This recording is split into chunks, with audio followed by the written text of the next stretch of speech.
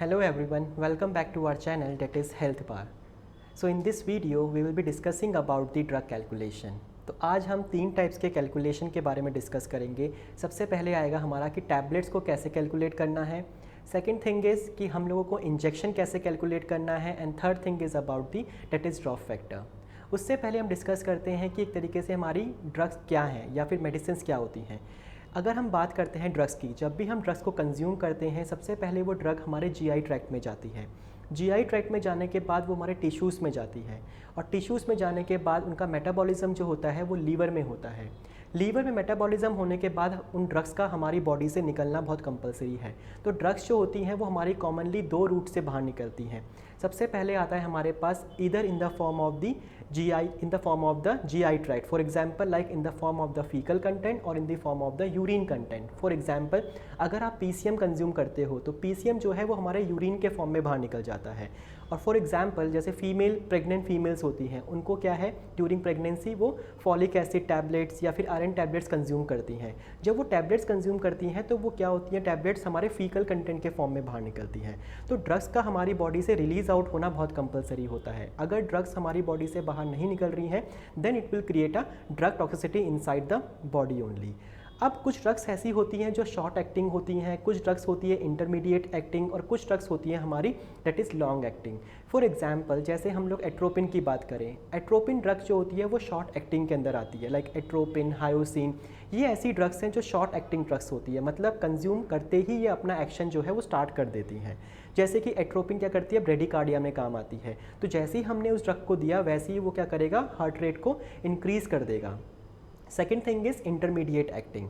For example जैसे हम PCM consume करते हैं, PCM खाते ही तो हमारा फीवर कम नहीं होता, लेकिन कुछ टाइम के बाद वो फीवर हमारा रिड्यूस हो जाता है। उसको टाइम लगता है 1 आवर या 1.5 आवर, तो उसको हम बोलेंगे इंटरमीडिएट एक्टिंग।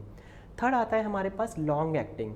लॉन्ग एक्टिंग का मतलब होता है वो ड्रग जिनको अपना एक्शन करने में थोड़ा टाइम लग जाता है। फॉर एग्जांपल जैसे हम एंटी TB ड्रग्स लेते हैं। एंटी TB ड्रग्स का क्या काम है, बेसिकली जब हम ड्रग्स कंज्यूम करते हैं तो वो 6 मंथ तक उनका पूरा कोर्स चलता है और 6 मंथ के बाद ही वो अपना एक्शन जो होती हैं वो कंप्लीट करके हमारी बॉडी से बाहर निकल जाते हैं। मतलब उनका जो पूरा कंप्लीट ड्यूरेशन ऑफ एक्शन होता है वो 6 मंथ के अंदर ही चलता है। तो वो हमारी कहलाती हैं that is your long acting drugs, मतलब उनका जो एक्शन है बहुत लंबे समय तक चलेगा। तो ये हमारे पास तीन थे, that is about the short acting, intermediate and long acting. तो अभी हम डिस्कस करेंगे ड्रग कैलकुलेशन के बारे में।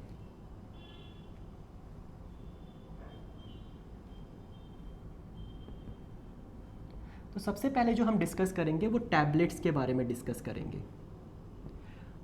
तो यहाँ पे टैबलेट्स के लिए जो हमारा फॉर्मूला है वो फॉर्मूला क्या है, that is order dose upon में डोज इन हैंड।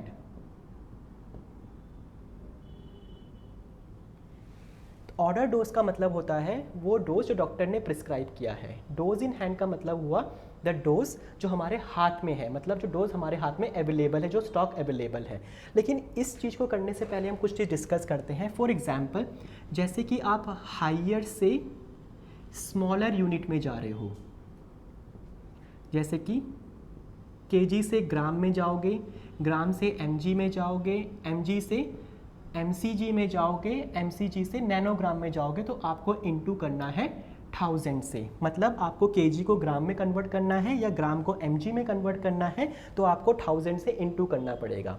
अगर यही चीज़ आप स्मॉलर से हायर में जा रहे हो, मतलब नैनोग्राम को अगर आपको mcg में कन्वर्ट करना है, mcg को आपको mg में कन्वर्ट करना है, तो आपको क्या करना पड़ेगा, डिवाइड बाय 1000। तो ये दो चीज़ें आपको याद रखनी पड़ेगी कन्वर्जन के लिए। सबसे पहला है हायर टू स्मॉलर, केजी से ग्राम में जाओगे तो इनटू 1000। अगर आप जाते हो स्मॉलर से हायर में तो आपको 1000 से डिवाइड करना पड़ेगा। तो ये कन्वर्जन का जो चीज़ है आपको ध्यान रखनी पड़ेगी, इसी के बेसिस में आप पूरा कैलकुलेशन जो है वो कर सकते हो। अब हम पहले करते हैं इसमें टैबलेट्स। तो टैबलेट्स के लिए जो हमारा फॉर्मूला है वो क्या है, ऑर्डर डोज अपॉन में डोज इन हैंड। तो ऑर्डर डोज का मतलब क्या था, वो डोज जो डॉक्टर प्रिस्क्राइब कर रहा है, एंड डोज इन हैंड मतलब the stock which is available in your hand, मतलब जो स्टॉक हमारे हाथ में प्रेजेंट है। फॉर एग्जाम्पल डॉक्टर ने बोला है आपको 200 mg देना है एक पर्टिकुलर मेडिकेशन, मतलब ऑर्डर डोज कितना हो गया आपका 200 mg, और आपके हाथ में जो अवेलेबल है the stock which was available in your hand is that is 100 mg। अब यहाँ पे भी mg है, यहाँ पे भी mg है, हमें इसको कन्वर्ट नहीं करना।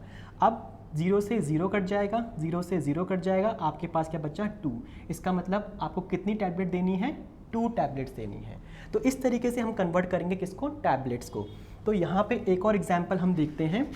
For example doctor has advised you have to give 400 mg of particular medicine. मतलब आपको 400 mg देना है एक मेडिसिन। The stock which was available in your hand is 200 mg। मतलब वो स्टॉक जो आपके पास अवेलेबल है अभी प्रेजेंट वो आपका 200 mg का है। डॉक्टर ने ये प्रिस्क्राइब किया, आपके हाथ में ये अवेलेबल है। तो हम क्या करेंगे, 0 से 0 कट किया, 0 0 कट किया, 2 1 ज़ा 2 2 ज़ा 4। डेट मीन्स आपको पेशेंट को 2 टैबलेट देनी है। तो इस तरीके से हम क्या करते हैं, डेट इज़ टैबलेट्स के क्वेश्चन। तो आई होप आपको टैबलेट्स के बारे में समझ में आया होगा। अब हम जो करेंगे वो करेंगे हम डेट इज़ इंजेक्शन। अगर हम इंजेक्शन की बात करें तो इंजेक्शन का जो फॉर्मूला है हमारे लिए ये तो सेम रहेगा, ऑर्डर डोज अपॉन में dose in hand into volume. Volume जो होता है हमेशा ml में होता है आपका। तो ये हमारा फॉर्मूला है किसके लिए, इंजेक्शन के लिए, ऑर्डर डोज अपॉन में dose in hand into volume, and volume is always in ml only. For example, doctor has advised you have to administer 500 mg of the particular medication, and the dose which was available in your hand is that is your 200 mg.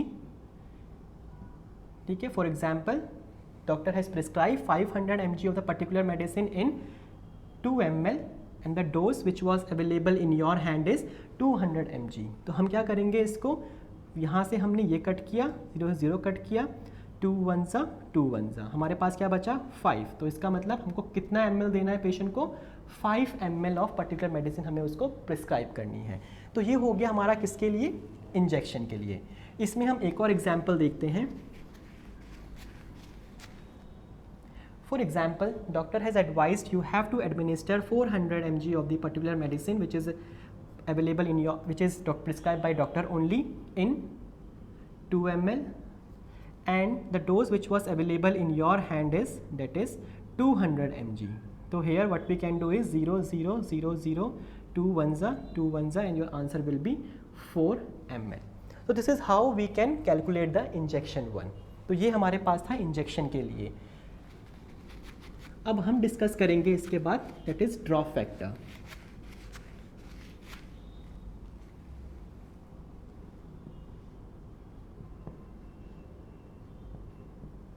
Drop factor को ध्यान में रखने से पहले हमें ये मालूम होना चाहिए, कई बार ऐसा होता है क्वेश्चन में आपको ड्रॉप फैक्टर नहीं मिलता, तो उसके लिए हमारे पास एक स्टैंडर्ड ड्रॉप फैक्टर्स होते हैं। सबसे पहले आता है हमारे पास एडल्ट ड्रिप सेट। अगर आप एडल्ट का ड्रिप सेट यूज़ कर रहे हो तो इसमें जो हम ड्रॉप फैक्टर यूज़ करते हैं 15 से लेकर 20 तक आप कोई भी ड्रॉप फैक्टर यूज़ कर सकते हो। 15 से 20 के बीच में 15 यूज़ करो, चाहे 16 17 18 19 20 कोई भी ड्रॉप फैक्टर आप इसके लिए यूज़ कर सकते हो। किसके लिए, एडल्ट ड्रिप सेट के लिए। इसको हम मैक्रो ड्रिप सेट भी बोलते हैं। अगर हम पीडिया की बात करें, पीडिया को हम बोलते हैं माइक्रो ड्रिप सेट। तो माइक्रो के लिए हमारे पास स्टैंडर्ड है 60 ड्रॉप्स पर ml। तो ये हमारे पास किसके लिए हो गया, पीडिया के लिए। एक होता है हमारे पास डेट इज़ ग्रेविटी बैग और फीडिंग बैग। ग्रेविटी बैग हम पेशेंट्स के लिए यूज़ करते हैं जो पेशेंट एनजी ट्यूब फीडिंग में होता है, कंटिन्यूस फीडिंग में, तो उनके लिए हम ग्रेविटी बैग या फीडिंग बैग यूज़ करते हैं। इसका ड्रॉप फैक्टर जो होता है हमारे पास 20 ड्रॉप्स पर ml, बट कुछ हॉस्पिटल में 18 भी यूज़ कर सकते हैं, करते हैं वो लोग, तो हम 20 लेके चल रहे हैं इसके अंदर। एक होता है हमारे पास that is commercial feeding. Commercial feeding का अगर एग्जांपल लेंगे हम लोग TPN that is total parenteral nutrition, इसका हम लेके चलते हैं दैट इज़ 14 ड्रॉप्स पर ml। लास्ट हमारे पास आता है इसके अंदर that is BT set. BT set हम बोलते हैं ब्लड ट्रांसफ्यूजन सेट को। इसका ड्रॉप फैक्टर हम लेके चलते हैं कितना, 10 15 20, ये 3 हम ड्रॉ फैक्टर लेके चलते हैं। तो अगर आप एडल्ट का ड्रिप सेट यूज़ कर रहे हो तो ड्रॉ फैक्टर आप 15 से 20 के बीच में कुछ भी ले सकते हो। कोशिश करो 20 लेने के लिए, इससे क्या कैलकुलेशन हमारा ईजी पड़ जाएगा।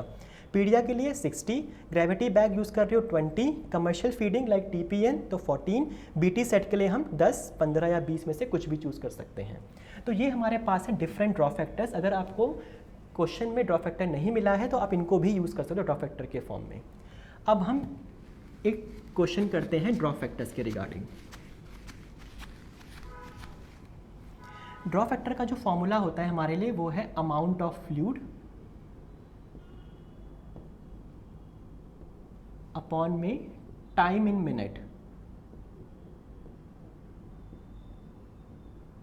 Into drop factor. कई बार हमारे यहाँ पे GTT भी लिखा होता है तो उसका मतलब भी ड्रॉ फैक्टर ही होता है। फॉर एग्जाम्पल डॉक्टर ने बोला है आपको 200 ml NS इन्फ्यूज़ करना है 2 आवर्स के अंदर और उसका ड्रॉ फैक्टर बोला है उसने 20। मतलब डॉक्टर ने बोला है you have to administer 200 ml of NS in 2 hour and the drop factor is 20 drops पर ml। अब सब कुछ वैल्यूज़ आपके पास हैं, इन वैल्यूज़ को हमें इसके अंदर फिट करना है। अमाउंट ऑफ फ्लूइड कितना हो गया 200 ml, मतलब आपको 200 ml NS देना है। टाइम कितना है 2, बट यहाँ पे क्या लिखा हुआ है टाइम इन मिनट्स, यहाँ पे क्या है घंटे में है तो यहाँ पे हमें पहले घंटे को मिनट्स में कन्वर्ट करना पड़ेगा। तो टाइम इन मिनट्स मतलब 2 × 60, तो 1 घंटे में हमारे 60 मिनट्स होते हैं, इसलिए इसको हम 2 से इंटू कर देंगे, सॉरी 60 से इंटू कर देंगे। हमारे पास ड्रॉ फैक्टर क्या है 20। अब इसे आप कैलकुलेट करोगे 200, 20, 2 6 12 इंटू 20, यहाँ से ये कटा 2 1 2 6 12, 2 3 6, 2 1 100। अब हमारे पास आ गया 100 अपॉन में 3, तो 3 3 910, 3 3 91.0, 3 3 तो आपका जो आंसर आया है वो कितना आया 33.3 ड्रॉप्स पर मिनट। मतलब आपको 1 मिनट में 33 ड्रॉप्स देनी है पेशेंट को। तो इस तरीके से हम करते हैं ड्रॉ फैक्टर का क्वेश्चन। एक और एग्जांपल हम लेते हैं इसके रिगार्डिंग।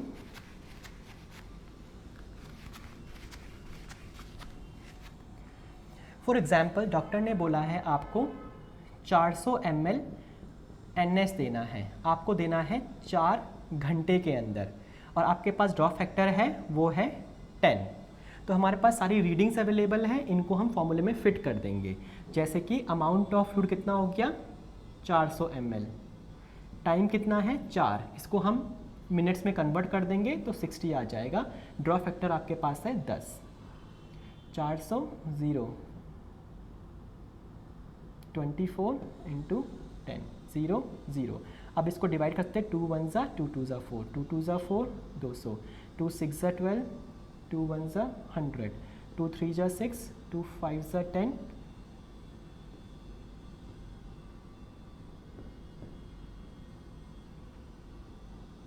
ठीक है 50। अब ये हमारा कट जाएगा 53, 3 1 3 2 0, 3 2 18 2.0। तो हमारे पास कितना आंसर आया 16 ड्रॉप्स पर मिनट। तो मतलब हमको 16 ड्रॉप्स देने हैं पेशेंट को। तो ये हमारे पास क्या है दैट इज़ ड्रॉ फैक्टर का फॉर्मूला। इस तरीके से हम ड्रॉ फैक्टर को कैलकुलेट कर सकते हैं।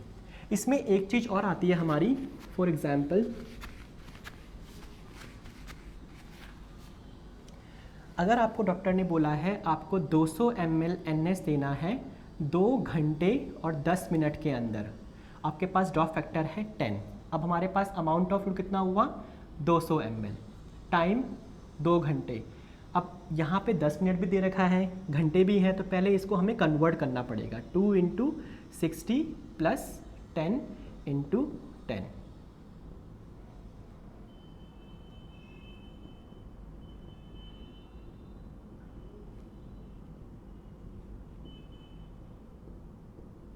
ये कटा, ये कट गया। अब इसको आप डिवाइड कर लो,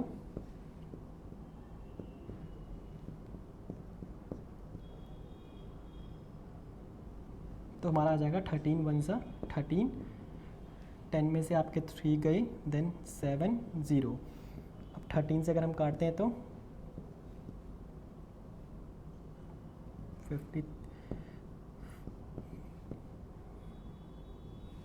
65 तो हमारा कटेगा ये 5 से 65, सेम हमने किया 10 देन 5.0, तो हमारा आंसर आ जाए कितना, दैट इज़ 15 ड्रॉप्स पर मिनट, मतलब हमको पेशेंट को 15 ड्रॉप्स देने हैं 1 मिनट के अंदर। तो ये हमारा पूरा फॉर्मूला है किसके लिए, ड्रॉप फैक्टर का कैलकुलेशन निकालने के लिए। तो आई होप आपको हमारी वीडियो पसंद आई होगी drop factor as well as the drug calculation के बारे में। Till then you can like our channel, subscribe it and like our videos also. Thank you so much.